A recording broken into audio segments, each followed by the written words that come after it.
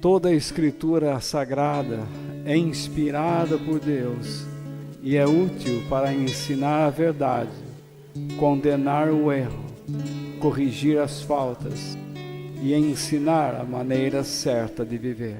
Isso para que o servo de Deus esteja completamente preparado e pronto para fazer todo tipo de boas ações.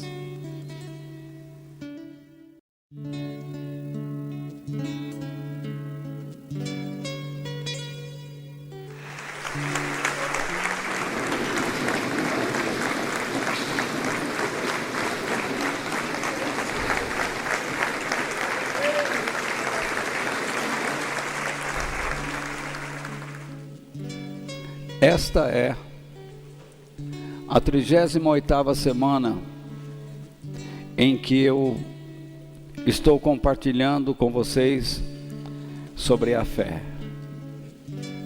Só sobre este assunto, quando na verdade nós estamos estudando ou meditando o capítulo 11 do livro de Hebreus. E lá é mencionado este homem, Gideão, um homem mencionado entre todos aqueles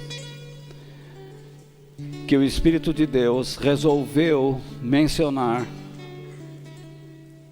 descrever em Hebreus 11. E nós estamos na 3ª semana falando sobre a fé de Gideão. Hoje, eu pretendo falar com vocês sobre este tema, da apatia à restauração da fé. Em Hebreus capítulo 11, verso 32, então está escrito: o que mais posso dizer? O tempo é pouco para falar de Gideão, de Baraque, de Sansão, de Jefté, de Davi, de Samuel e dos profetas. Então, vamos ao assunto. Nós não podemos dizer, eu vou colocar aqui na frente para vocês acompanharem, nós não podemos dizer que uma pessoa apática às coisas de Deus não acredita nele. Vocês entendem? Uma pessoa pode ser apática às coisas de Deus e crer nele, sem problema algum.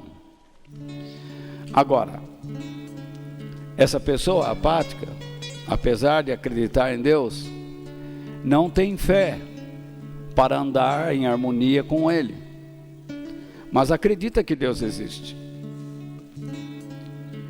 Você vai a muitas igrejas, você pode visitar muitas igrejas, você vai encontrar muitas pessoas que dizem acreditar em Deus, mas no fundo elas não têm fé. E é isso que nós vamos tratar nessa noite, da apatia espiritual. Agora, porém, como temos visto, eu estou lendo com vocês e estou comentando, a fé é mais do que acreditar. Esse é o tema base dessas meditações que nós temos tido aqui. A fé é mais do que acreditar. Então, veja bem, uma pessoa pode acreditar sem fé. Mas, Walter, é possível isso? Eu estou explicando isso há 38 semanas. Que é possível uma pessoa acreditar, frequentar uma igreja até o dia da sua morte e não ir para o céu. Vocês se lembram do que foi dito? Muitas pessoas são chamadas por Deus, mas poucas pessoas são escolhidas por Ele. Vocês se lembram disso? Por quê?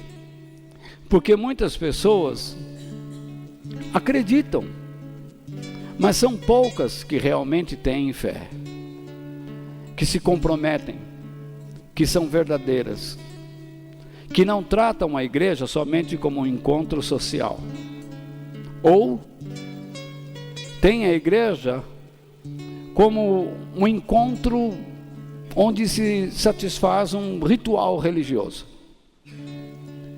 Ou então, pessoas vão à igreja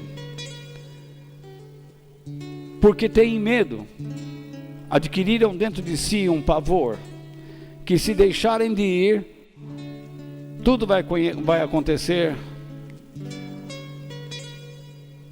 mal. Desastres virão.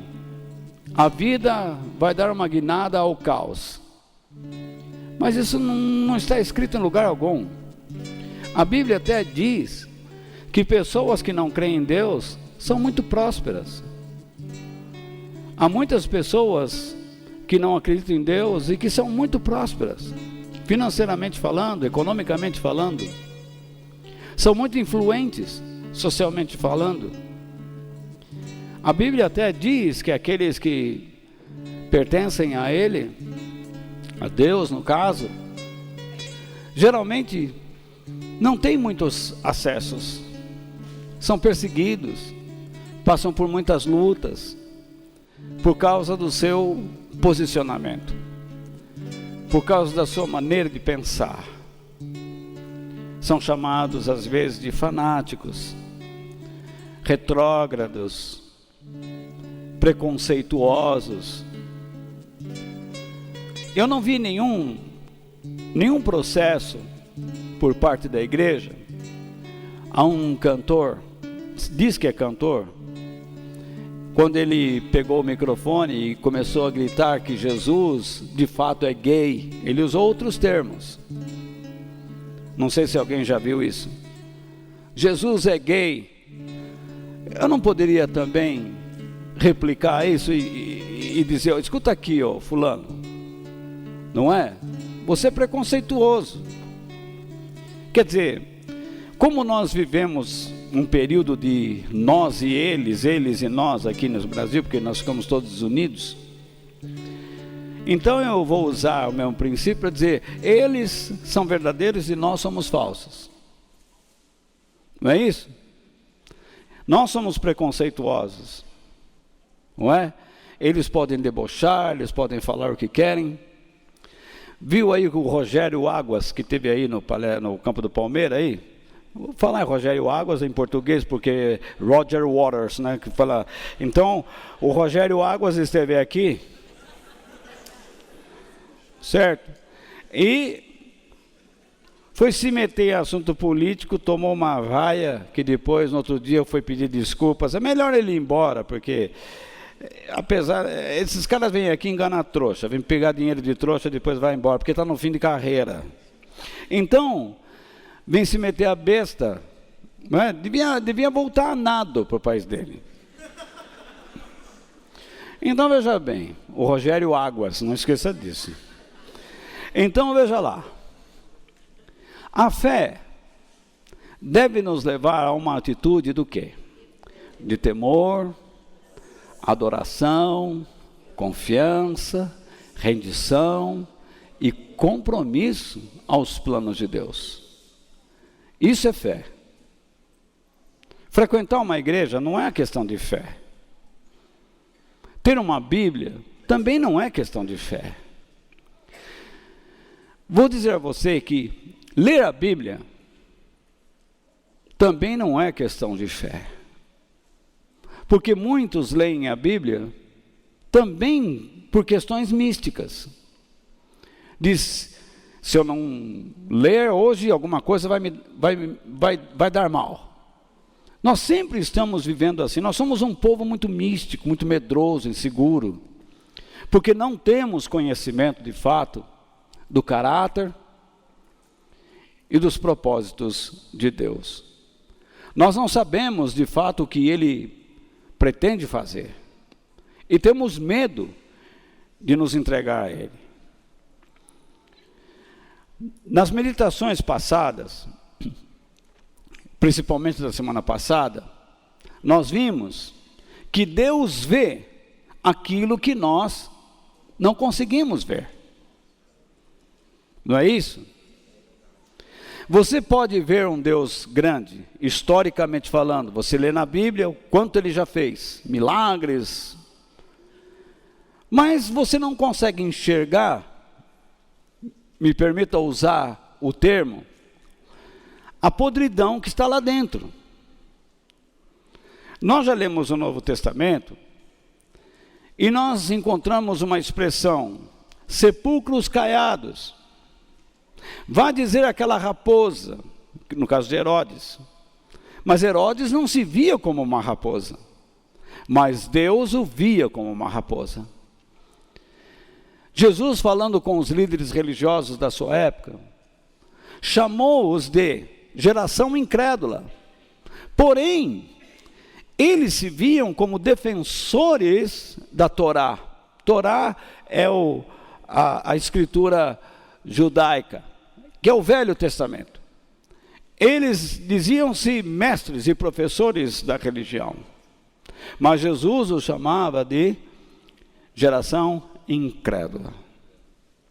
Hoje em dia, muitas pessoas estão dentro de igrejas e usam a sua imaginação para darem crédito a si mesmas, dizendo: eu sou cristão porque eu vou à igreja, eu tenho uma Bíblia, eu faço umas orações, eu canto.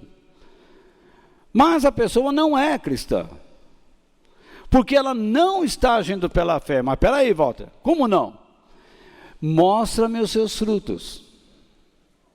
Jesus disse assim: pelos seus frutos vocês conhecerão os verdadeiros filhos de Deus. Então, uma pessoa que tem fé, ela produz alguma coisa. Ela não desiste, ela confia, ela sabe que o seu prazer está em cumprir os propósitos de Deus, juntamente com a sua família, o seu trabalho, seus estudos. Ela não vai abandonar essas coisas por causa da religião. Isso é um grande erro. Deus não mandou que fizéssemos isto. O que Deus nos ensina é que Ele tem que participar de cada setor, de cada área de nossas vidas. Então, se você é um professor, e por falar nisso, eu esqueci há pouco, mas eu gostaria de mencionar agora, dizer a todos os professores que estão aqui, que Deus os abençoe pelo seu dia de amanhã. Vocês são muito importantes neste país, e não desanimem, porque quem sabe nós teremos algumas mudanças. Nós estamos vendo aí um desejo por mudança, e quem sabe algumas coisas ocorram para melhor dos nossos filhos, dos nossos jovens, das nossas escolas, e de vocês também, professores, porque este ofício é um sacerdócio e precisa ser muito reverenciado, deveria ser muito prestigiado pela sociedade. Nós deveríamos prestar atenção nessa classe dos professores e protegê-los, assim como nós protegemos os nossos filhos, nossos netos, nossa família, porque eles são uma extensão da nossa educação. Eles dão aos seus filhos aquilo que nós não conseguimos dar em casa. Em casa damos educação moral, e na escola eles vão receber instrução e cidadania. Que Deus abençoe vocês, professores, em nome de Jesus, sejam muito abençoados por Deus. Falo de coração eu falo. Que Deus abençoe vocês. Por que nós não conseguimos enxergar muito bem as coisas como Deus vê? Há fatores psicológicos, íntimos, dentro de nós, que podem cegar nossos olhos e que nos levam a buscar somente os nossos interesses pessoais. Nós vimos, na semana passada, que o período de Gideão era marcado pelo afastamento de Deus. Durante um tempo, aquele povo viveu uma tranquilidade tremenda, uma explosão de prosperidade. E sabe, quando as coisas começam a ir bem, nós relaxamos, porque achamos que Deus está contente, que está tudo certinho, e vamos afundando. Você não percebe, mas você vai se afastando, você vai relaxando, você perde a disciplina. Você diz, não, Deus vai fazendo, Ele me entende, e você vai dando continuidade à sua vida. E de repente, quando você percebe, você está em maus lençóis, fragilizado, abriu a guarda e se esquece das palavras do apóstolo São Pedro, que disse que o inimigo anda ao nosso redor, rugindo como um leão, procurando a quem devorar ou tragar. Então veja bem, um leão, o que ele faz? Ele ruge, ele solta o seu berro, o seu som, o seu cheiro. Então a presa doente ou fragilizada está nesta posição, e o leão percebe onde está soprando o vento, e então ele vem a favor do vento. E as leoas, na verdade, é que caçam, porque o trabalho tem que ser da mulher para sustentar o homem. Então, veja bem, aqui está então a presa. As leoas que se matam, aquelas loucas, né? Então veja lá, o leão vem aqui e uau! Oi? Ele é corintiano, então veja bem. Aí o que acontece? O leão, ele ruge, e o vento leva o som do seu rugido e o cheiro, e as presas então fogem ao contrário. E onde elas caem? Nos braços das leoas. Aí já era. E você sabe que quando as leoas matam a sua presa, elas não comem, apenas matam, sentam e esperam o leão que vem calmamente com a sua juba. Ele chega e ele almoça e diz, o que vocês estão olhando? Aí quando ele sai, aí as leoas vão participar da comida. É assim que tem que ser mesmo. Então,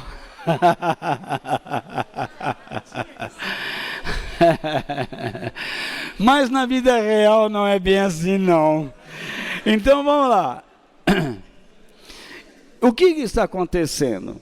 O povo relaxou e agora eles estão sendo perseguidos por um povo árabe, um povo nômade que vivia nos desertos, chamado midianitas. E eles estão atacando, roubando, destruindo e matando os filhos de Deus. Agora, por que tudo isso está acontecendo? Por trás daquele cenário, nós vemos Deus tentando sensibilizar aquele povo ao arrependimento, para que voltassem a Deus. Existe um ditado aqui, que permeia nas igrejas, mas que não é uma passagem bíblica, que diz que aquele que não vem pelo amor, vem pela dor. Deus não quer perder seus filhos, e se for necessário permitir que você perca algumas coisas por causa da sua desobediência, Ele vai fazer isso. Enquanto Ele encontrar sensibilidade no seu coração Enquanto ele puder ver que existe algum desejo no seu coração por ele, ele vai permitir que você às vezes sofra. Mas há pessoas que Deus entrega. Nós temos passagens na Bíblia que Deus não luta mais com essas pessoas. Deus deixa que eles fiquem bem, se alegrem, bebam, comam, se divirtam, até o fim de suas vidas, porque Deus não vai mais trabalhar com eles. É caso perdido. Se você perguntar para mim, por que Deus faz isto? A única resposta que eu posso lhe dar é esta: Deus é onisciente. Deus olha para esta congregação aqui, e Ele sabe quem vai viver com Ele ou não. Mas não é incrível que Deus poderia colocar uma palavra no coração de cada um aqui, dizendo assim: você sim, você não, você sim, você não. Mas Ele não faz isso. Ele permite que pessoas que não amam a Deus estejam entre nós, criando problemas. Jesus disse assim: junto com o trigo crescerá o joio, e ninguém vai tirar. Ninguém tem autoridade para expulsar o joio. Eu já vi vários ministros que acham que tem autoridade para mandar embora esse, mandar embora aquele, e eu fico bravo, porque ninguém pode fazer isso. É ordem do Senhor que nós temos que crescer juntos. Às vezes eu vejo até mesmo Deus fazendo um milagre, fazendo uma haste de joio se transformar em trigo. Isto é, uma coisa ruim, se transformar em algo bom. Mas não acontece sempre isso. Por que Deus permite isso então? Porque Ele é onisciente, Ele sabe de antemão todas as coisas. Ele sabia que Judas iria traí-lo. Ele sabia que Judas iria se enforcar. Mas Ele permitiu que Judas andasse ao lado dele. E como é que você explica isso? Duvidar da onisciência de Deus é não conhecer o seu caráter. Então, nós temos que ser humildes. Nós temos que confiar inteiramente na misericórdia divina. Mas que há pessoas aqui que não irão para o céu, não irão. Isso é fato inegável. E só Deus conhece. Agora, por que Ele age assim, além da sua onisciência? Porque existe uma outra verdade que você não pode negar sobre Ele: a sua soberania. Isso é muito difícil para nós, porque nós não gostamos de ser controlados, de sermos controlados. Nós temos dificuldades em nos submetermos a alguém que julgamos ser maior do que nós. Nós não queremos. E Deus é maior do que nós. E nós precisamos viver para Ele. Você era uma pessoa dedicada. Agora, ao que você é dedicado? Você vai entender o que está acontecendo na sua vida nessa noite. Depois de 7 anos de tantas perdas, destruição e morte, aquele povo resolveu buscar a Deus. Foram buscar a ajuda dele. Isso nós falamos a semana passada, lembram? Não é? Eles esgotaram todos os seus recursos. Depois que a vida entortou, depois que eles passaram a ter grandes problemas, eles foram chorar pedindo ajuda a Deus. Mas Deus não pode resolver as coisas assim. Eu canso ou não me canso de dizer a vocês: cuidado com essa coisa de achar que quando existe uma adversidade, basta levantar a mão e clamar, basta levar um dinheiro na igreja, como essa pastorada na televisão, no rádio pede aí. Porque se assiste um programa de televisão da Bíblia, tem mais conta bancária do que referência da palavra de Deus.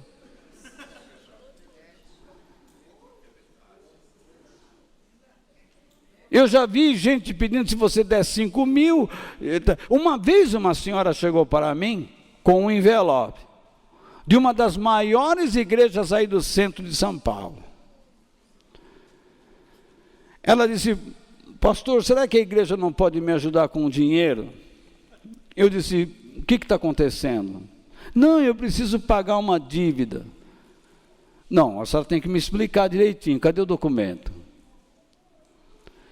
Aí eu insisti, ela puxou da bolsa um envelope.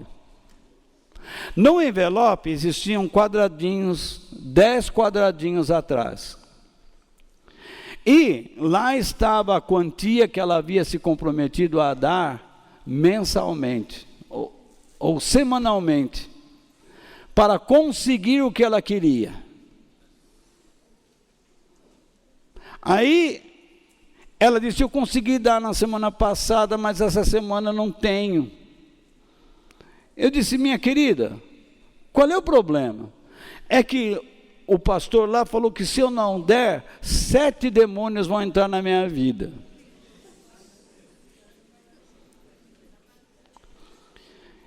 Agora, neste país aqui, onde impera muita ignorância, onde as pessoas estão mais preocupadas em não pensar no próximo, mas só em si mesmos, isso é um egoísmo fantástico, onde as pessoas não planejam nada que favoreçam também outras pessoas, só pensam em seu próprio favorecimento. Por isso escolhem mal, pisam nos outros, projetam mal seus caminhos, enfim. Eu comecei a explicar para ela que aquilo era mentira.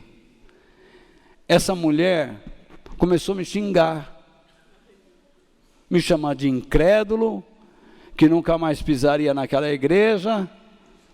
Mas o que eu podia fazer? Em quantas igrejas ela quer pisar? O que ela quer ouvir? Eu falei o que ela precisava.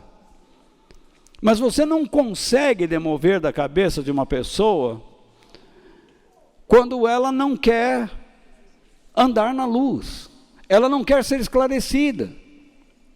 Eu estou tentando explicar a vocês aqui que fé não é uma coisa positiva que você cria e recebe a hora que quer aquilo que você deseja.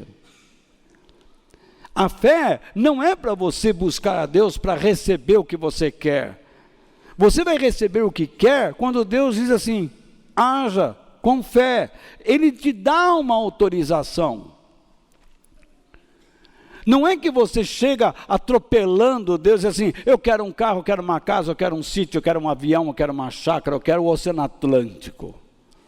Eu quero uma ponte que ligue o Oceano Atlântico, o Brasil à Europa. Não existe isso. Não existe essa coisa de você fazer corrente, campanha, novena. Isso não é fé. Isso são truques que foram inseridos na vida da igreja para enganar as pessoas. Porque a fé sempre nos leva, antes de tudo, à obediência. A nos submetermos a princípios. Por que você não consegue sair do seu estresse? Por que pessoas não conseguem sair dos seus problemas psicológicos? Porque elas se preocupam mais com seus interesses. Elas não deixam Deus participar de suas vidas. E elas se afogam nos seus próprios medos, nos seus próprios temores. Assim como Gideão, que malhava o trigo rapidamente, porque tinha medo de ser atacado e ter seu alimento roubado, o anjo do Senhor vai até a ele e senta-se debaixo de um carvalho. Lembra disso? O carvalho na cultura judaica é símbolo do quê? De persistência, de vida longa, de sobreviver no deserto e produzir sombra, abrigo. Assim deve ser nossa vida. Um cristão não é um frequentador de igreja apenas. A igreja hoje assumiu tudo quanto é departamento. Eu não gosto de, como eu poderia dizer, eu já vi grupo missionário de jovens. Não. Aqui na nossa igreja, eu procuro desenvolver uma ideia, eu tento passar esta ideia, que nós temos um grupo, tá, que funciona para os jovens.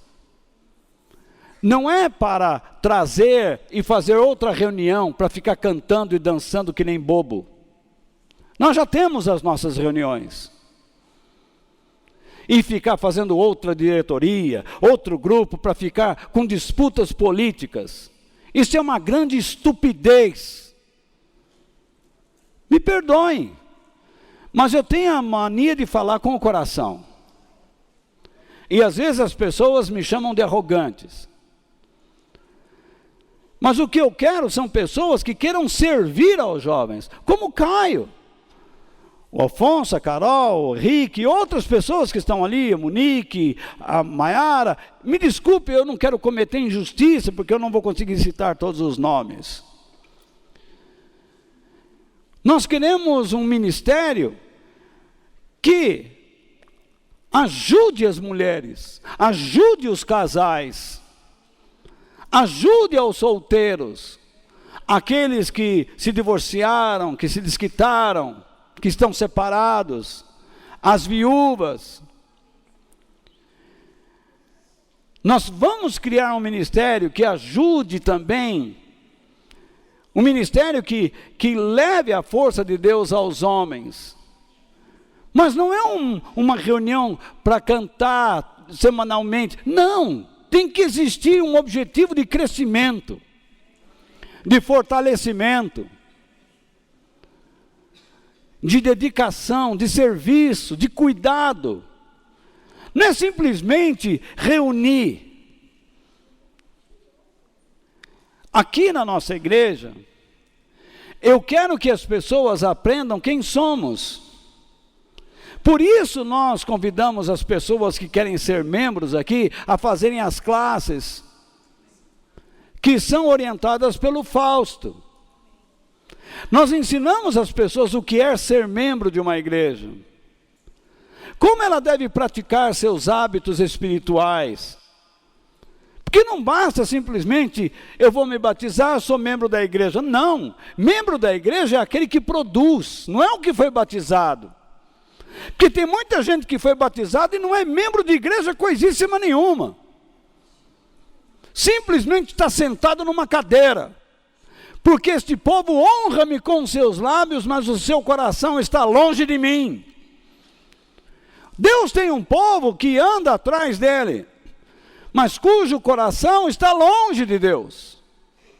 E está preocupado em outras coisas. Eu não quero ser duro ou grosseiro, mas não posso omitir a verdade que provém das Escrituras Sagradas. Aquele povo estava com o coração afastado de Deus. E Deus aparece a Gideão, o anjo do Senhor, Jesus no Velho Testamento, ele diz o seguinte: então o anjo do Senhor, no versículo 12 de Juízes 6, lembram-se disso? Aparece e diz: você é corajoso e o Senhor está com você. Presta atenção no que diz lá. Você é corajoso e o Senhor está com você. Como que Deus pode chamar alguém corajoso se essa pessoa está se escondendo?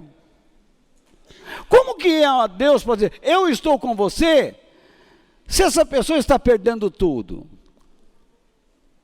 Porque nós criamos uma ideia de que quando nós não estamos alcançando alguma coisa, é porque Deus não está com a gente. Quando você está enfrentando algum problema dentro da sua casa, Deus não está com você, ou na sua vida, ou na escola. Deus nunca se ausenta de nós. O problema todo é que nós, quando estamos passando por alguma dificuldade, queremos resolver do nosso jeito. Uma moça uma vez me procurou dizendo assim, grávida, me dizendo, Walter, me ajuda pelo amor de Deus a conversar com meus pais. O que aconteceu? Fiquei grávida. Eu disse, você não é a primeira e nem a última. Vamos conversar com eles. Mas por quê? O que aconteceu? Não pedi explicações de como ela ficou grávida. Eu queria saber da situação. Então ela me disse assim, o meu namorado ia me largar. E eu comecei a chorar, espernear, e comecei a dizer para ele, não, eu faço o que você quer. E fez. Agora, ele me largou. E eu estou grávida. Bom, eu disse para ela, quer saber de uma coisa? A coisa já está feita. Aí ela começou assim, me procuraram na escola para eu abortar. Várias moças usam lá chave de fenda. Eu vi abortos nos vasos sanitários da escola. Aqui na Lapa, aqui perto da Lapa, aqui na região. Aí, eu disse, você não faça isso. A Bíblia é contrária ao aborto. Você tomar uma decisão de matar uma criança no seu ventre, isso é um pecado muito grave que você pode cometer. Pode ser que alguém esteja aqui que cometeu esse tipo de pecado, porque não conhecia a palavra de Deus. E Deus perdoou você. Para que você pudesse ajudar outras pessoas que estão entrando nesse caminho. Porque, na verdade, não adianta as pessoas agora se pintarem de verde e amarelo, quando lá dentro estão na cor do sangue. Estão querendo ver as coisas pegarem fogo. Não dá para enganar.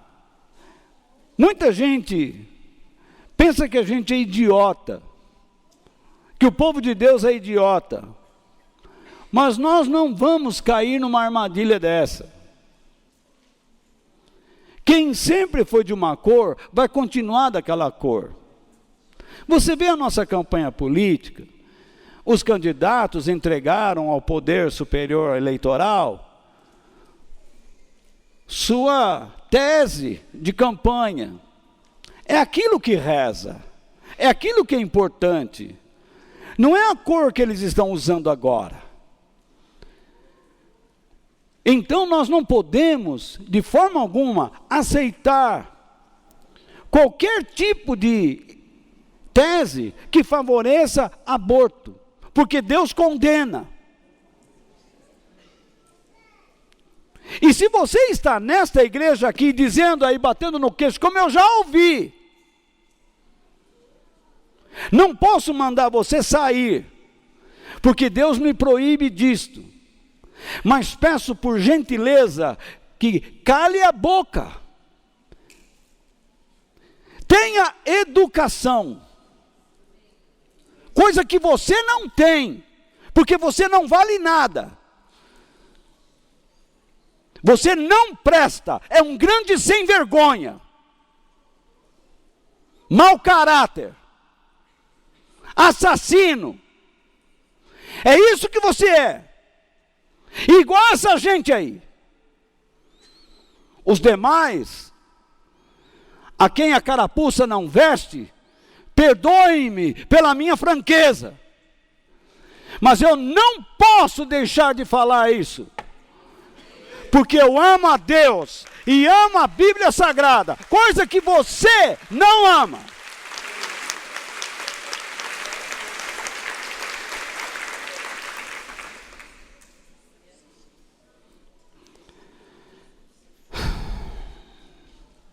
Deus viu algo em Gideão que ele não via, um espírito de coragem, Naquele momento, Gideão não podia enxergar a si como um homem corajoso. Mas quando Deus diz, eu estou com você, é o mesmo Deus que fez de Moisés quem ele foi. É o mesmo Deus que fez de Josué, um homem tímido, a se tornar um homem valente, que conduziu o povo de Deus à terra prometida. Para darmos sequência, nós vamos abrir as Bíblias em Juízes capítulo 6 e deixar aberto lá. Por favor.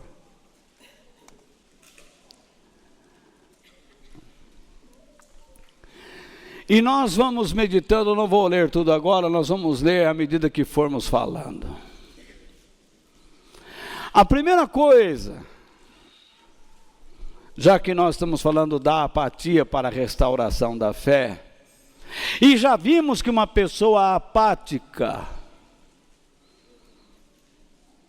ela consegue acreditar em Deus, mas não tem fé. Então, que caminho é esse? A primeira coisa que eu vejo no versículo 13 é que a apatia espiritual faz com que se crie uma imagem distorcida de Deus. Se você se sentir ofendido, eu vou estar no escritório depois da reunião, você pode ir lá que nós vamos conversar.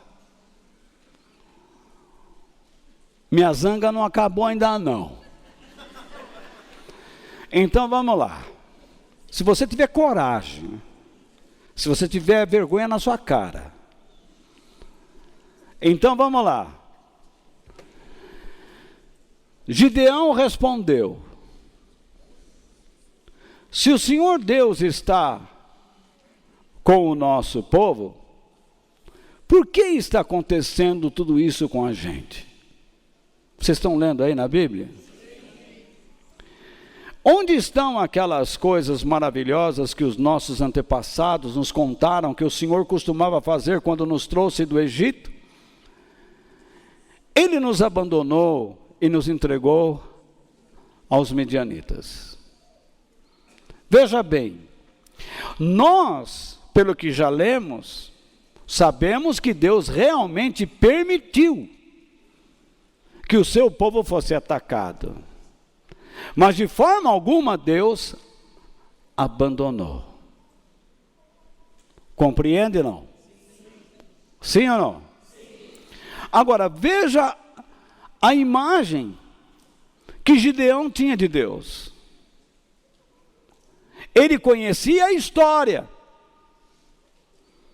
mas a sua crença era que Deus o havia abandonado.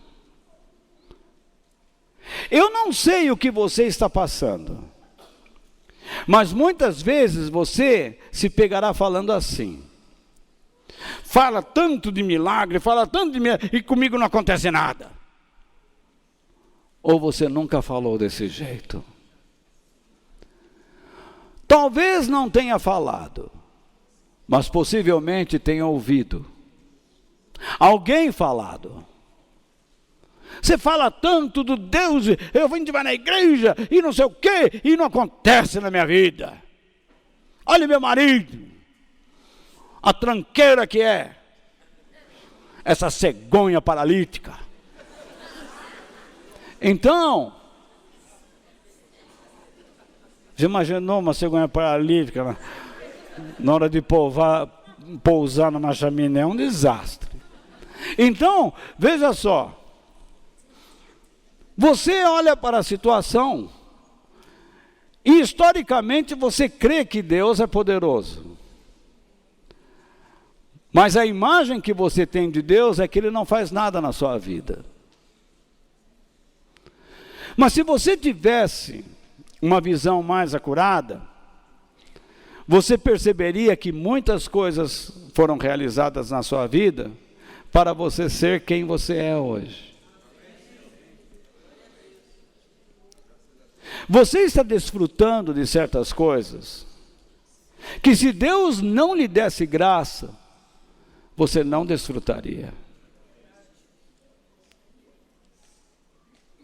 No entanto, Deus, na sua onisciência, sabia que você poderia se tornar uma pessoa apática. E por que Ele deixou? Para que você se torne um exemplo daquilo que nós não devemos ser. Você é um péssimo exemplo.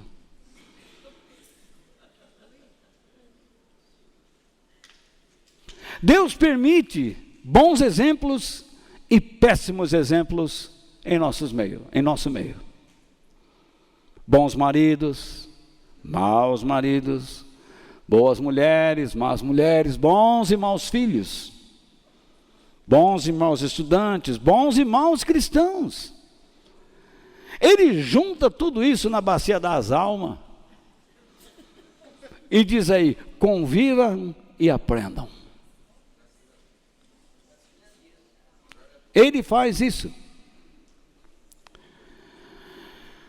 Agora, o que é uma pessoa apática? É alguém insensível, que não se comove, que não demonstra interesse e trata assuntos importantes com indiferença. Você tem em casa problemas com seus filhos? E eu já vi pais dizendo assim: não, é coisa da idade. Não conversa. Não se prepara. Você diz assim: eu não tenho muita cabeça, porque não lê. E eu pergunto: ler é importante? Claro que é. Imagine um cérebro que só lê placa de rua. A única coisa que ele tem sensibilidade é para saber quando a mulher vai pedir para ele dinheiro. Ele percebe pelo cheiro. Então ele sabe que a mulher vai pedir dinheiro. Mas a única coisa que ele vê é placa de rua. Ele não se prepara em nada. Porque para ele acompanhar seus filhos, acompanhar sua família, estar dentro de uma época determinada por Deus, para sermos quem devemos ser, não é importante para ele. O importante para ele é a sua vidinha. São seus negócios, é o que ele tem em mãos. Além do mais, o que se vê numa pessoa apática? É muito comum encontrar certo desânimo, ausência de energia, ou motivação, diligência, constância e disciplina na vida de uma pessoa apática. Estudar é importante? É. Você não deveria ir para a cama sem ler pelo menos durante uns 15, 20 minutos aquilo que você estudou durante o dia, para que aquela matéria ou parte dela vá para o seu córtex e então fique ali. Mas você não liga: amanhã eu vou ter tempo. Não vai. Se você não é disciplinado, você não se desenvolve, você não acompanha o tempo, você não melhora. Suas características apenas deterioram. A sua personalidade vai se deteriorando a cada dia. E você não percebe. Por quê? Nós vivemos em um mundo onde a ciência está descobrindo cura para muitas enfermidades. Mas pergunto: existe algum elemento laboratorial ou algum remédio que combata a apatia? Não existe. Eu não conheço. Combata a apatia? Não tem como. Você tem que demonstrar interesse. Veja, a Bíblia diz assim: aquele que perseverar até o fim. A Bíblia também diz: seja fiel até a morte. Mas sabe o que você faz? Você prefere dizer assim: eu não aguento minha depressão, ela me dobra. Então, você precisa constatar se a tua depressão é resultado de problemas clínicos ou da sua maneira errada de pensar. Porque a apatia, muitos sintomas da apatia são muito comuns em pessoas depressivas, se você não sabe. E a apatia é um belo caminho à depressão. Eu fui um homem muito depressivo. Tomava medicamentos de tarja preta. Andava na rua.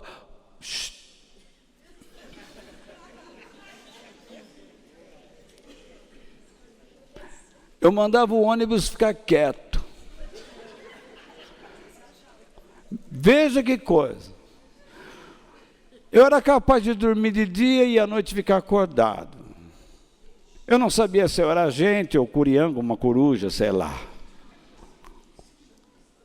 Era uma loucura. Em qualquer lugar que eu ia, ficava para baixo.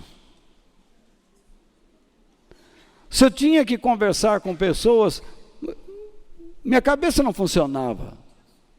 Não tinha assunto. Porque eu só me preocupava com a minha pseudo-doença. Mas um dia encontrei Jesus. E a palavra dele entrou no meu coração. E eu era religioso. Não vou contar toda a história. Mas a palavra de Deus entrou no meu íntimo. E num instante, no mesmo instante, aquilo acabou na minha vida. Foi um golpe certeiro. Pau! A partir dali eu não entendia nada, mas sabia que Jesus entrara em minha vida e que eu era uma nova criatura.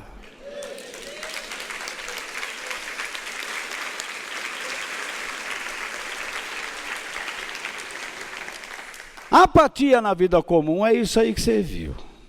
Mas e na vida espiritual? Nós temos que usar esses elementos psicológicos.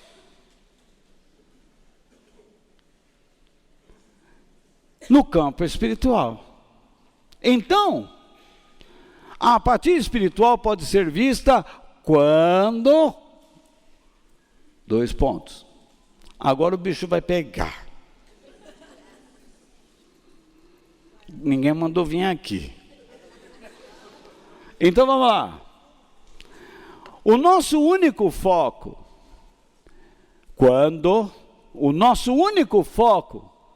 reside sobre projetos pessoais, como fama, dinheiro e poder.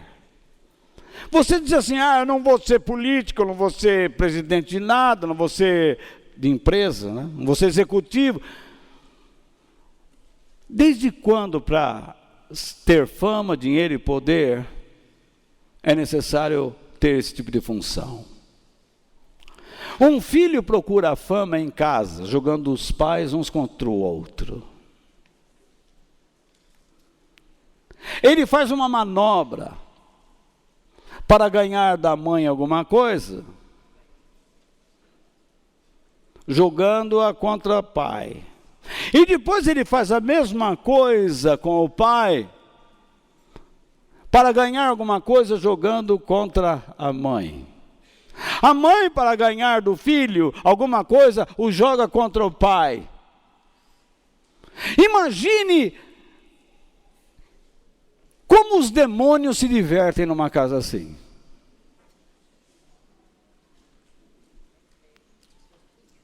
Às vezes eu encontro mulher disputando com o marido o poder da casa, ou o marido disputando pelo poder da casa. Está lá, poder. Ninguém ali é empresário, político, presidente de uma nação, executivo, mas estão disputando o quê? A fama e o poder. Aqui mesmo.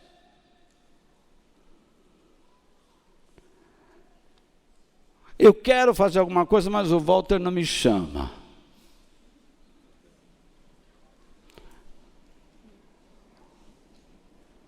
Não sou eu que vou chamar, não sou Jesus. Você tem que mostrar qualidades. Não é só sentar aqui, você tem que servir pessoas. Você tem que começar a amar pessoas, escutá-las, fazer algo por elas.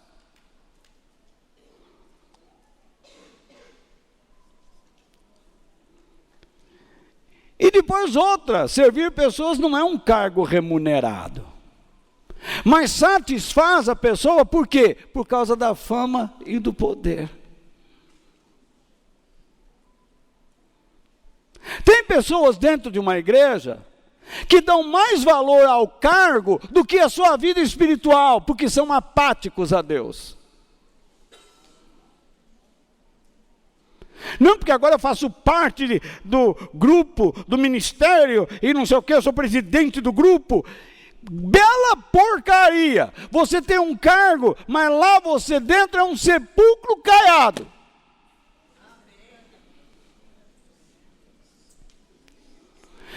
Eu fui numa igreja onde o pastor pregava, eu fiquei esperando ele terminar de assistir a novela. Eu viajei de São Paulo para aquela cidade. E o filho dele falou: Walter, senta aí que meu pai está terminando a novela. Eu falei: mas como assim? Não, é porque é de lá que ele tira as lições para a igreja.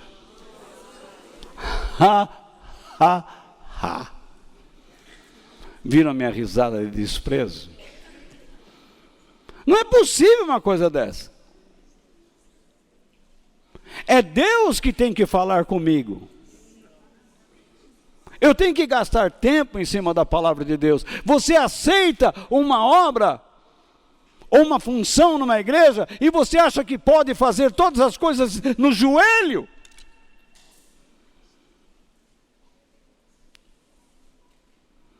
Maldito, Deus diz, maldito aquele que faz a obra do Senhor relaxadamente, com apatia. Você vê, hoje a igreja não prega mais essas coisas, aí quando a gente prega, fala assim: ai, mas que estupidez. Tá bom. Obrigado. É a verdade, não é, Reinaldo?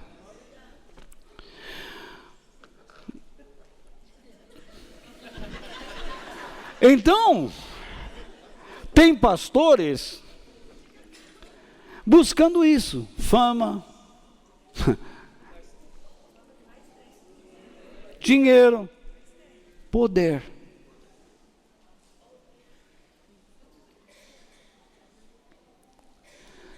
Vamos lá. A apatia espiritual pode ser vista quando não damos tempo para Deus dentro do nosso tempo. E por isso, errei a conjugação verbal ali, me perdoem. Não desejamos servir a Deus e ao próximo. Deus não faz parte. Eu não vejo Deus na educação dos meus filhos. Eu não vejo Deus, eu não dou tempo para Deus no meu relacionamento familiar, conjugal. Termina essa reunião aqui, Deus ficou longe.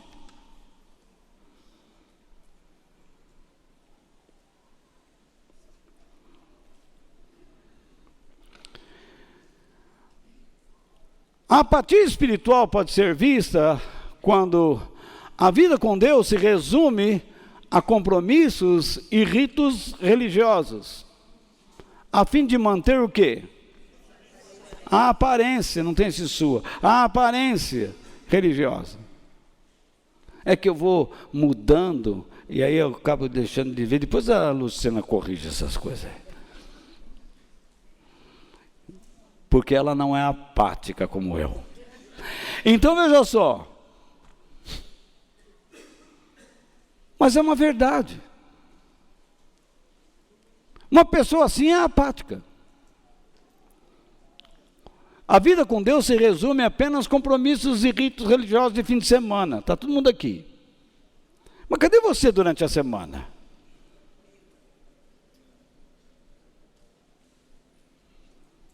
Como é que Deus pode contar com você durante a semana? Ah, mas a minha mão não funciona. E Deus precisa da sua mão para fortalecer alguém? Ah, eu não enxergo. Se você não enxerga, você não imagine a sensibilidade que você vai adquirir para me aliviar de mentirosos. Geralmente uma pessoa com alguma deficiência se torna muito sensível.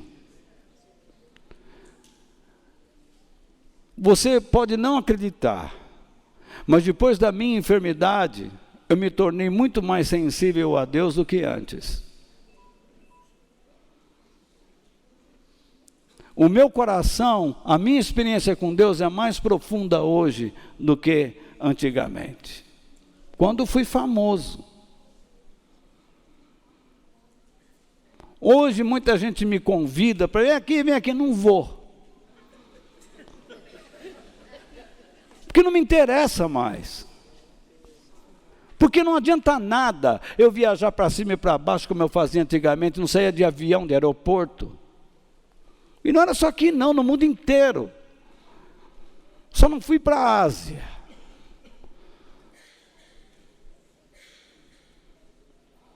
Conheci muitas culturas. E eu sei o que eu estou falando. Deus permitiu isso para me dar bagagem. Porque algumas pessoas aqui, em Pirituba, no Piquiri, vão precisar disto. E eu prego aqui no Piquiri, como eu pregava em Londres. Em Montreal, no Canadá. Em Los Angeles, em Nova York. Em Chicago. Na cidade do México. Para mim não tem situação, cidade, número. Para mim 1 é 1 milhão, 1 milhão é 1. Porque nós estamos todos em Cristo Jesus. E a emoção deve ser a mesma.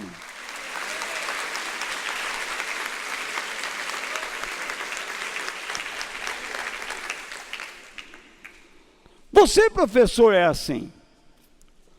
Se tiver um aluno, a sua emoção, seu sacerdócio se estampa, se aflora, por causa da sua vocação, do seu chamado. Não precisa ter uma classe de 50, 60, basta 2, 3. O próprio Jesus disse, onde estiverem 2 ou 3 reunidos em meu nome, eu estou no meio de vocês.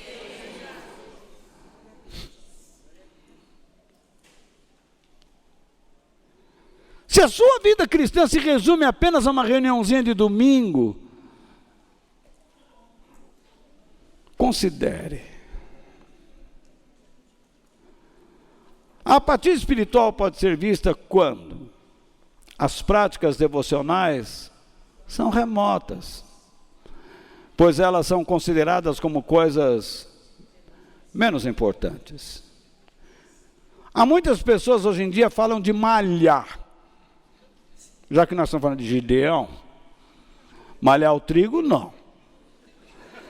Malhar na academia. Porque vivemos hoje em dia o culto ao corpo.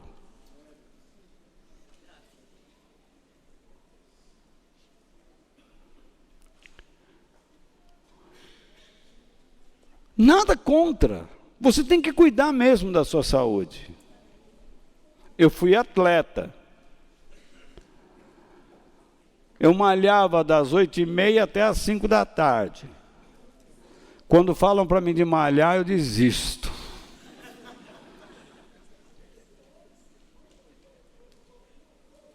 E recebia para malhar. Não era um culto ao meu corpo. Eu fazia parte de um time. E eu precisava malhar mesmo, porque senão eu perdia meu lugar. Era uma competição.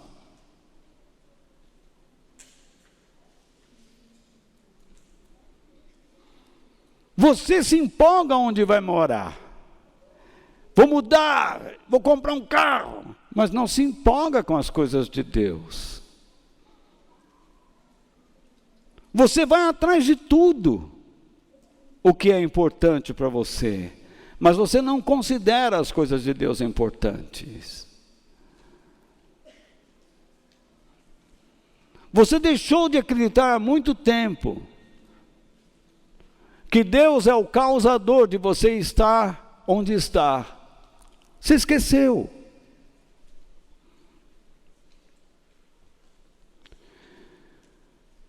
Quando foi a última vez que você pegou uma Bíblia sozinho e tentou fazer um devocional?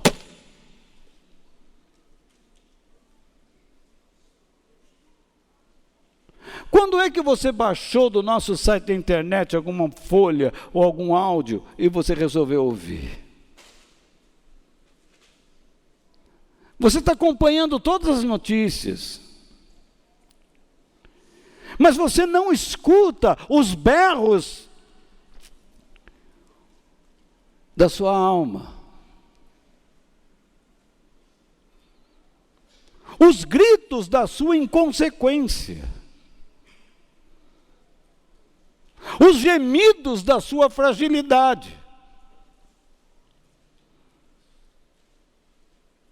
Estou sendo mal educado?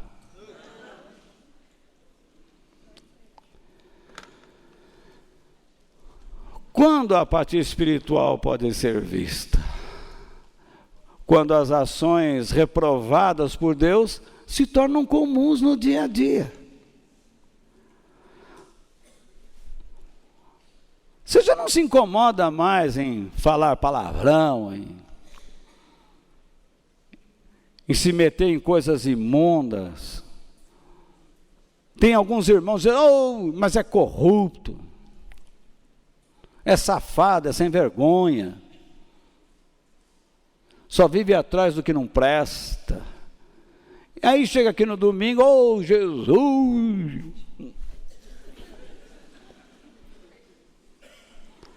Aí outra pessoa que é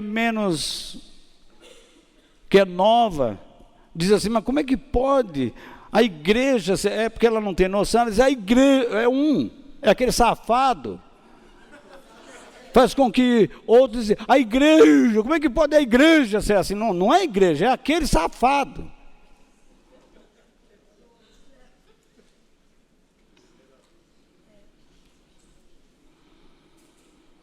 Aí chega alguém para mim e fala assim, mas eu vi o camarada lá num fogo danado, depois começou a falar de Jesus, por que você não foi até ele e não disse? Deus não está contente com você, mude o seu comportamento. Pronto, você ia enquadrá-lo. Acabou. A apatia espiritual pode ser vista quando há um forte desejo de associar-se aos que não amam a Deus e às suas práticas perniciosas. Você, jovem, está sendo todo o tempo convidado para essas baladinhas. Deus vai te impedir? Não. Deus pode até mandar você lá. Mas quando Ele manda, você vai lá, saiba que você corre o risco de ser enxotado de lá. Porque você vai como um emissário, como um embaixador de alguma coisa, como uma voz de alguém. Mas quando você está num lugar e não é voz de ninguém, apenas participante de prazeres dos outros, que você gostaria de tê-los em sua vida, você é ninguém. Você é o mesmo objeto, com o mesmo cheiro fedorento daquilo que está lá.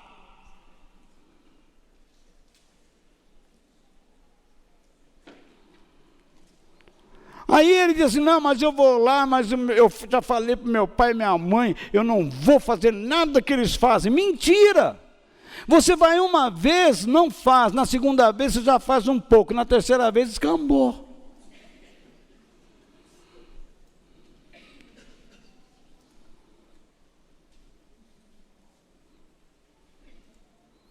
Abre a guarda.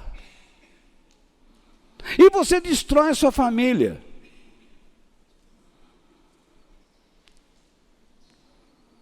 Procure ter relacionamentos não saudáveis e você destruirá a sua família e a sua própria vida. A apatia espiritual pode ser vista quando o interesse por conhecer mais a Deus não é constante. E uma vida de temor e adoração diminui. Você não tem interesse em conhecer, não estuda, acha que religião é para ir no domingo lá. Olha os muçulmanos, eles aprendem o árabe. Olha os judeus, eles aprendem o hebraico. Olha os budistas, eles aprendem a ler livros.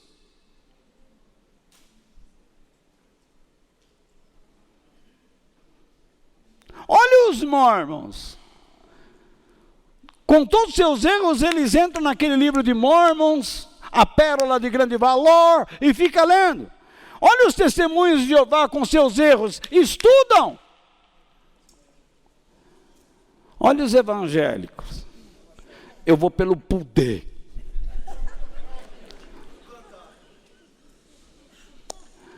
Tira o pezinho do chão. Essas porcaria que está aí. Cantorzinho evangélico que não consegue sucesso no mundo popular, logicamente vai fazer um grande sucesso entre os cristãos com uma capacidade de compor. Ele é um poeta por natureza, então ele escreve algumas coisas, aprende a sensibilizar as pessoas com as suas letras, porque ele atinge certos âmagos, certos problemas pessoais, e então aquilo incrusta na pessoa, e aí a pessoa diz assim, para mim, Deus ele é uma bênção uma ova. Vê se ele vem cantar de graça.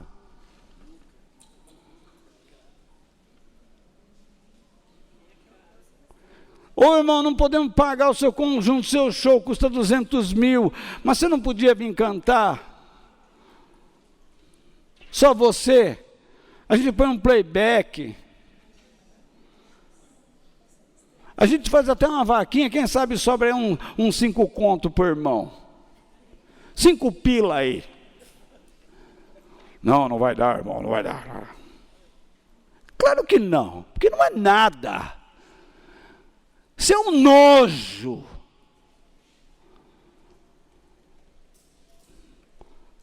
E o povo acredita. Nós estamos abandonando a palavra de Deus para ir atrás de brincadeira, de shows.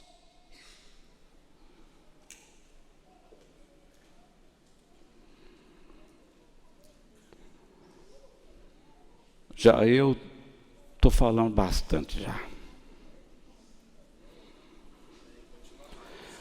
A apatia espiritual pode ser vista quando eu terminei isso aí já. Vamos lá para o segundo ponto mesmo. A apatia espiritual sempre cria obstáculos aos propósitos de Deus. Veja lá, versículos 14 e 15. Então o Senhor Deus ordenou a Gideão: vá com toda a sua força e livre o povo de Israel dos midianitas. Sou eu quem está mandando que você vá. Gideão respondeu: Senhor, como posso libertar Israel? A minha família é a mais pobre da tribo de Manassés, e eu sou a pessoa menos importante da minha família. Isto é, eu não sou nada. A minha família é nada. Ninguém vai aceitar a gente. Uma pessoa apática não se preocupa em se tornar útil à sociedade. Nem a sua própria família. Ele vegeta.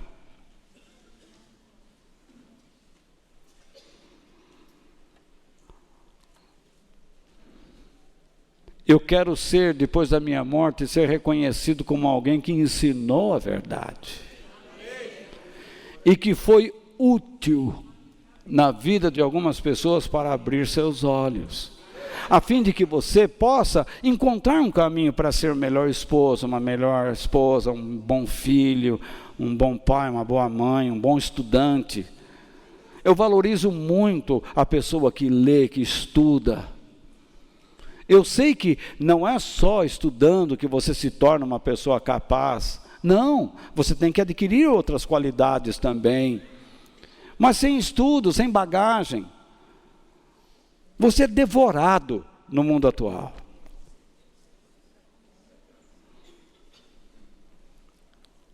Jesus disse que nós temos que brilhar a nossa luz diante das pessoas, para que eles vejam as nossas obras e glorifiquem o nosso Pai.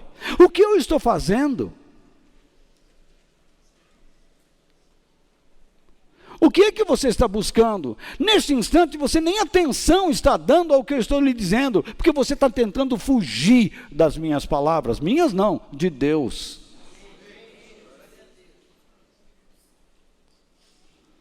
Você deve estar dizendo assim, maldita a hora que eu entrei aqui.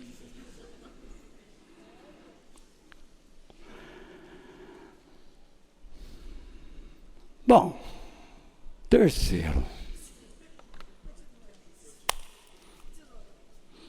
A apatia espiritual sempre espera algum sinal da parte de Deus e oferece a Ele o que é comum. O que eu quero dizer com isso? Vamos lá, versículos 16 ao 19. Há pouco eu disse, você tem uma maneira de dar desculpas para não fazer as coisas. Eu já cansei de ver gente dizendo assim, eu não sei falar. Aprenda. Porque todo mundo que vai ao Evangelho, Jesus diz assim, prega. E você vem com a conversa que não sabe falar. Que conversa fiada é essa? Então Deus errou. Escolheu o que? Uma besta quadrada?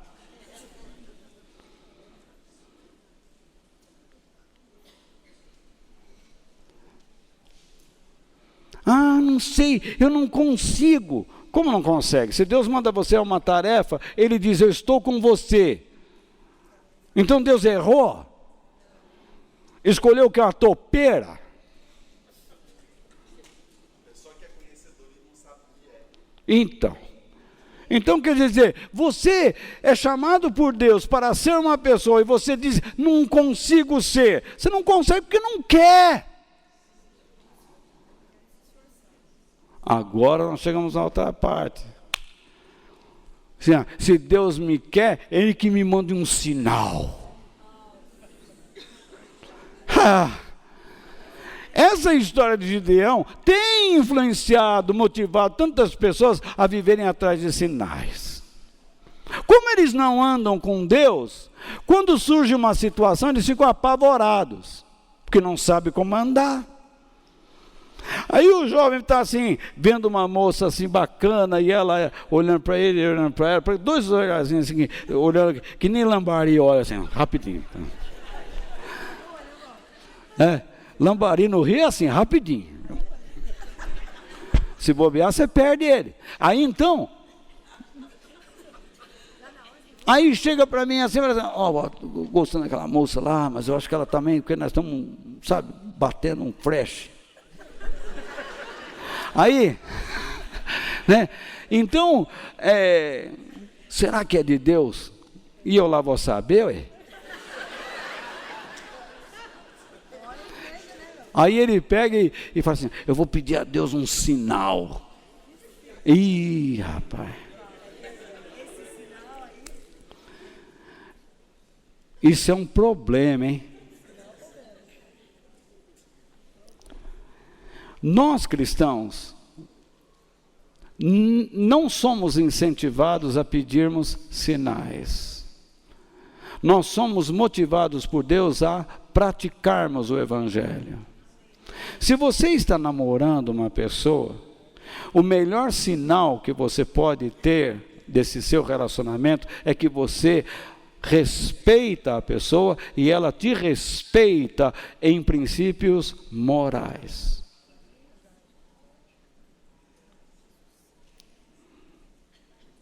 Vocês não vão ultrapassar os limites, porque vocês querem construir. Vocês estão se oferecendo ao outro.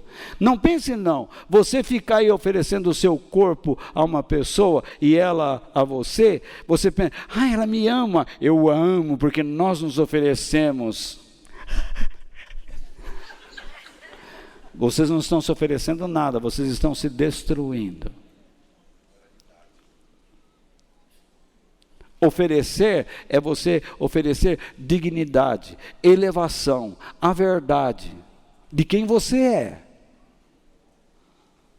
Porque quando você participa de uma atitude errada, quando estiverem lá dentro do casamento, poucos casais conseguem consertar o erro que cometeram lá atrás. A vida vira um inferno, um desgaste, uma ciumeira, uma possessão, uma obsessão. Mas nem o diabo tem medo de entrar ali.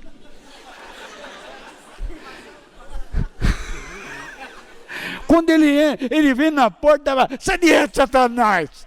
E ele vai embora. Então, estou falando sério, muito sério. Então vocês tomem cuidado. Se vocês quiserem acreditar em mim, muito bem. Se não quiserem, o que eu posso fazer?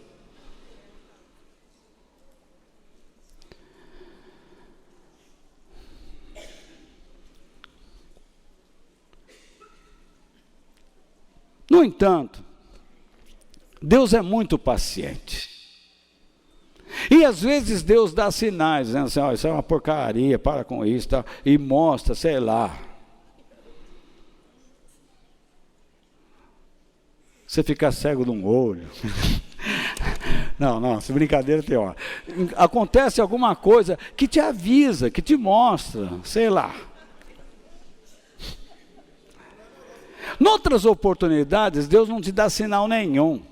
Como eu disse de início, Jesus estava numa conversa com os líderes religiosos, e eles falaram assim, dá-nos um sinal.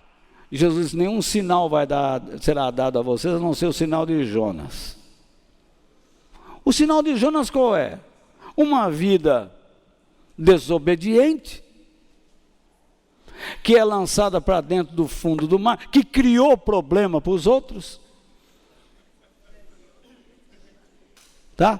Que tentou esconder a verdade, porque o sinal de Jonas não é que nem a pastorada prega, é só a ressurreição. Yupi!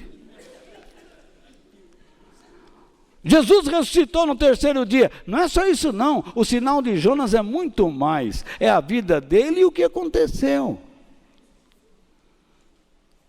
O sinal de Jonas implica uma vida de um homem desobediente, que quer impedir Deus de realizar o que precisava ser realizado, é de um homem que foge da presença de Deus, e Deus leva esse homem ao fundo do poço, lá no reino abissal. Bonito, hein? Então, um peixe lá, se foi criado por Deus na hora, ou um peixe que existia lá, sei lá, e foi lá engolir esse homem, ele ficou 3 dias na barriga desse peixe, e o peixe não aguentou, vomitou ele lá na praia, regurgitou. Ele saiu babado,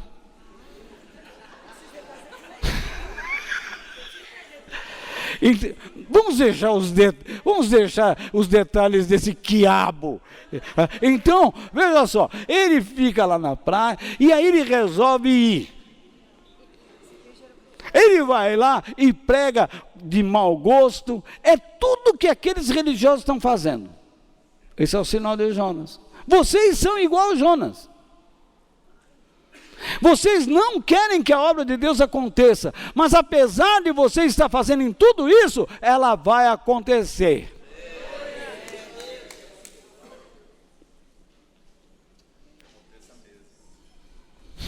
É isso o sinal de Jonas. Agora, vocês vão me levar para o fundo da terra, tá bom, vocês vão me matar, mas eu vou ressuscitar. E vocês vão ver o que vai acontecer. E você é o resultado do sinal de Jonas. A descendência daquelas pessoas que discutiram com Jesus naquela época, vivem hoje. E tem que olhar para mim, para você, para nós, como o sinal de Jonas. Que aquilo que eles não queriam está acontecendo. Nós encontramos Jesus. Ponto. Agora, Gideão foi hospitaleiro. E como um bom judeu, ofereceu àquele ser uma comida. Gideão percebeu que a conversa estava meio espiritual, celestial. Disse, fica aí, eu vou fazer alguma coisa, vamos continuar a conversa. Alguma coisa começou a despertar nele um interesse. Ele não entendia que o anjo do Senhor era Jesus, era Deus, ele não sabia nada disso. Ele estava desconfiado. Mas ele tinha interesse em conversar aquelas coisas, ele queria saber, ele queria entender o caráter de Deus. Quando você vem para cá, você tem que vir como se viesse a uma aula. Não é para ficar ouvindo um palhaço, ficar gritando, correndo para lá e para cá, pulando, virando cambota. Mas você tem que ouvir coisas que têm nexo na palavra de Deus e que se aplicam ao nosso dia a dia. E esse é o meu trabalho. Deus me chamou para isso. Imagine você estudando medicina, numa área de medicina, e chega alguém com você com uma doença, e você não toma uma aspirina. Doutor, o cachorro mordeu meu pé, arrancou um pedaço da batata da perna, sumiu, até trouxeram o cachorro amarrado, a batata da perna na boca dele lá, e toma uma aspirina. Minha mulher em casa se cobrava comigo, arrancou meu sovaco com os pelos e tudo, perdi a pele. Toma uma aspirina.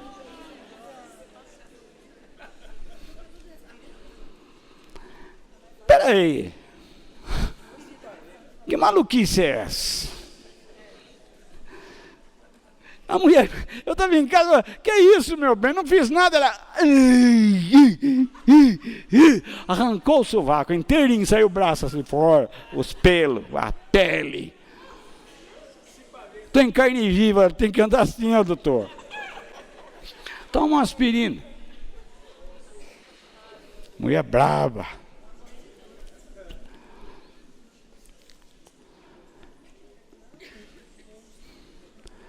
É assim. Gideão era isso. Uma pessoa simpática, porém apática, diante do próprio Deus, e oferecendo o quê? O trivial, o comum, o habitual. Tem gente que chega aqui no domingo, traz o seu R$1 de oferta, amarrotado,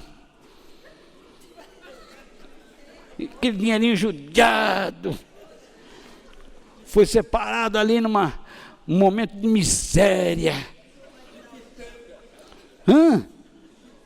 Isso, aquele dinheirinho da sobra da quitanda, misturado também com o óleo do frango. Limpou bem, vai para Jesus, diabo. Aí canta uns hinos, ou então fica olhando para cima.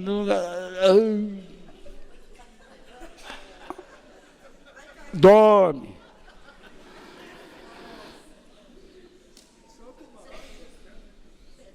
Mas eu vim. Estou aqui. Gideão foi lá, cozinhou, não vai embora, fica aí, tal. Eu te espero. Por quê? Uma coisa que você precisa entender: Deus transforma o que é comum em incomum. Deus escolhe os que não são para confundir os que são. Versículos 20 e 21. Já cansou, né? Você está acostumado com um cultinho de 20 minutos. Aqui dançou. Então o anjo ordenou: ponha a carne e o pão nesta pedra, e derrame o caldo em cima. Gideão fez o que ele mandou. Em seguida o anjo estendeu o bastão que tinha na mão, tocou com a sua ponta a carne e o pão. Então saiu fogo da pedra e queimou a carne e o pão. O que foi oferecido a Jesus foi comum, comida de judeu. Pega um cabrito, faz lá um cozido, põe num cesto, faz um caldinho, pão sem fermento, você faz rapidinho em cima da pedra, dá uma sovadinha, vai o quê? Farinha. Pães asmos. Você pega lá farinha, azeite e sal, pá. Dá uma amassadinha, de qualquer jeito. Passa lá, põe lá na frigideira. Depois que fritar, some tudo.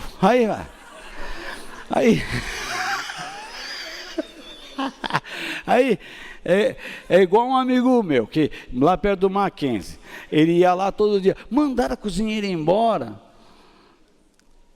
e você está com pena dela? Claro, coitada, ela vivia aqui trabalhando, mandaram embora. Você não devia ter pena dela não. Por quê? Ela não topava você por causa das coisas que você praticava aí. Mas o quê? Todo dia você pedia aqui omelete, ou ovo frito, ela cuspia em cima e você comia. Por isso que eu sentia assim um gostinho mais salgado. Então, veja lá. Não, são coisas nojentas, mas que existe. Uma vez eu fui comer um pastel vivo, ali perto da Praça da Sé. Não vou nem dizer, pastel vivo, era um espetáculo de marionete, assim. Lá dentro tinha alguma coisa se mexendo. Então, veja bem, mas deixei de lado. Quando você não tem dinheiro, você come até a sua sombra. Então veja só. O anjo pediu: coloque o alimento sobre a pedra. A palavra pedra aqui significa rocha. E na Bíblia uma rocha é uma coisa inabalável. Aí o anjo pegou com o cajado e feriu a carne. O termo tocar significa ferir. Ele feriu a carne e feriu o pão. Logicamente, eu não vou entrar em detalhes, mas aquilo ali representa Jesus no futuro. Era uma refeição comum entre os judeus, mas tinha um valor profético, um valor espiritual. Mas o mais incrível é que quando ele tocou a carne e o pão, o que aconteceu? Não saiu o fogo do cajado de pastor, mas saiu o fogo da pedra. Porque Jesus é esta rocha inabalável. A Bíblia diz que aquele que confia no Senhor é como o monte Sião. Isso é uma rocha. É inabalável, é firme para sempre. Esse é o propósito de Deus para a sua vida. Deus não quer que você seja uma pessoa vacilante. Em todos os sentidos. Você vai trabalhar, vá com Deus, vá firme. Não entregue os pontos. Seja uma pessoa firme. Na verdade, o trabalho do Espírito Santo é este mesmo. É consumir o que é comum, para fazer do comum o incomum. Você, quando chegou a Deus, você era como aquela carne e aquele pão, coisas comuns, mas o fogo de Deus o atingiu. E então consumiu. Tem gente que vem para o cristianismo e você vai experimentar uma alegria tão grande. Não vem não. Se você quer ser cristão, não vem atrás de alegria, porque alegria você não terá. Porque a primeira coisa que Deus fará é consumir você. Eu não estou aqui para enganar ninguém não. A primeira coisa que Deus vai fazer na sua vida é destruir todo o seu egoísmo. Porque a primeira batalha de Deus não é contra os seus inimigos, mas é contra você. Apático.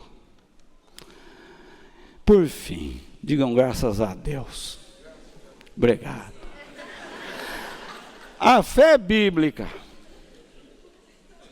quando restaurada, traz o entendimento sobre Deus, cria tanto temor como um forte desejo de adoração. Aí Gideão, versículos 22 a 24, aí Gideão compreendeu que era mesmo o anjo do Senhor que ele tinha visto, e disse apavorado: ai de mim, Senhor meu Deus, eu vi o anjo do Senhor face a face. Mas o Senhor respondeu: não fique com medo, tudo está bem, você não morrerá. Gideão construiu ali um altar para Deus, o Senhor, e o chamou de O Senhor é Paz. E até hoje esse altar está em Ofra, cidade que pertence às famílias de Abiezer. Agora ele já não traz mais carne e pão. Agora ele sabe que está na presença de Deus, ele viu aquilo. Deus, ou volta então eu preciso pedir para Deus mandar fogo, queimar? Não. Você precisa observar o que a palavra de Deus diz. Se você está brigando em casa, o que é que Deus diz? Você tem que procurar a paz. Se depender de você, busque a paz e a santificação e uma vida dedicada a Deus. Por que você maltrata o seu marido? Por que você maltrata a sua esposa? Você deveria buscar uma vida de paz. O que é uma vida de paz? Eu não consigo, está um desgaste, olha para a cara do rei, me dá desespero. Eu olho para a cara da réia, parece uma chuteira que foi usada no campo. Os dentes parecem meia dúzia de cravos, assim, ó. Então, sabe, então não dá, não é assim. Buscar a paz significa colocar o relacionamento debaixo dos termos de Deus. Para que os filhos sejam edificados, para que a família seja edificada, para que os vizinhos sejam edificados. Você, filho, deve buscar a paz. O Senhor é paz, não significa que é uma tranquilidade. Não, isso é uma profecia. Não existia tranquilidade ainda na época de Gideão, mas ele trouxe um altar.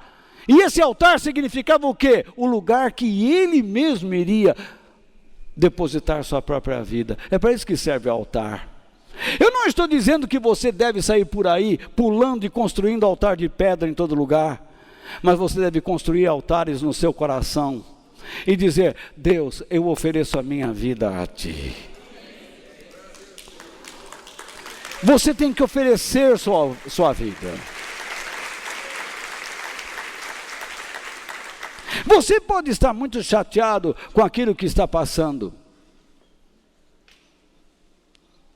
E dizendo: por quê? Por quê? Por quê? Por quê? Para!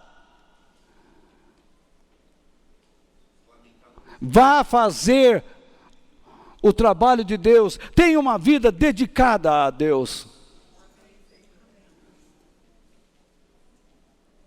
Busque isso.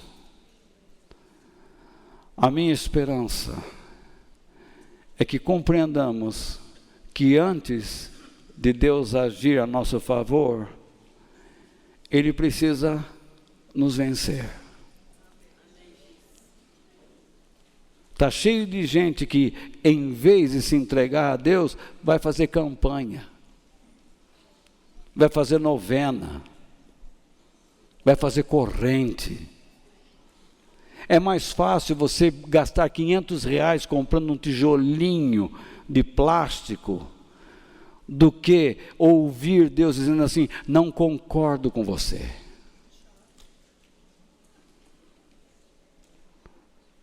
Eu sei que a sua coluna está doendo, juntamente com o seu cóccix.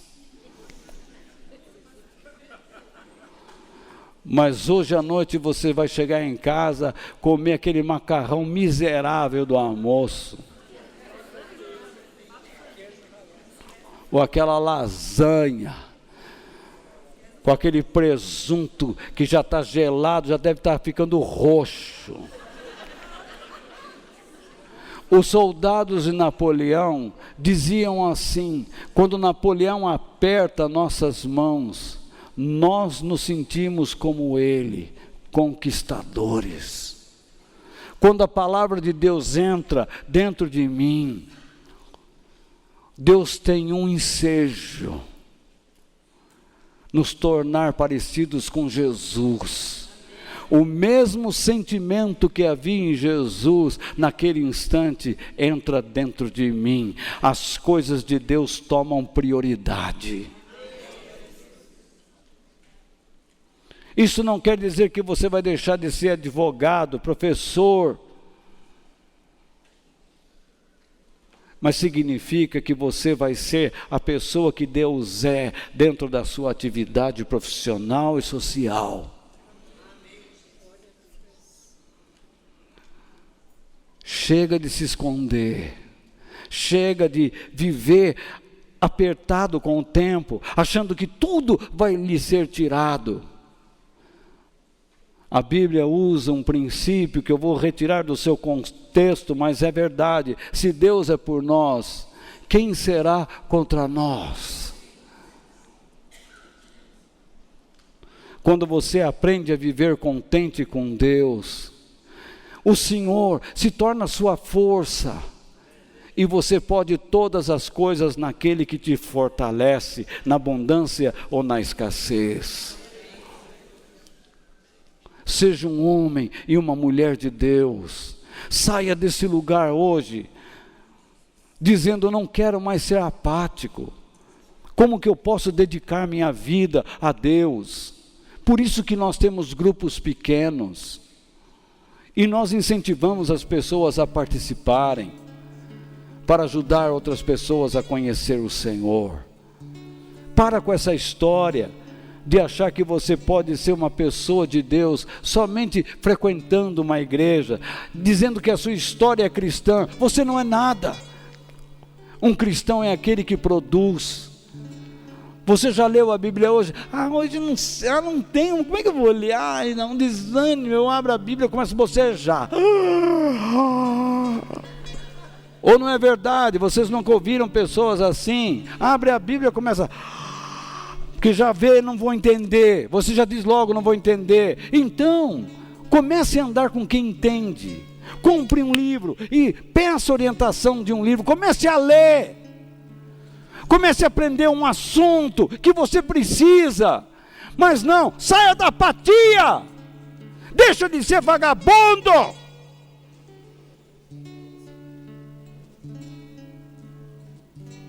É um termo forte, mas é isso. Saia dessa vida.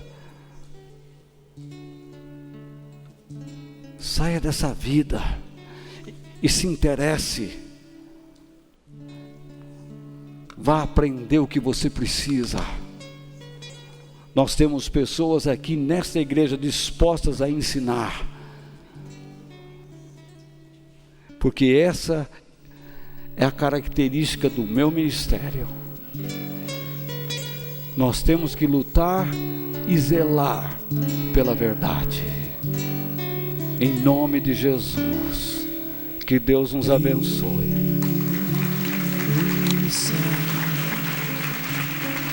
Tem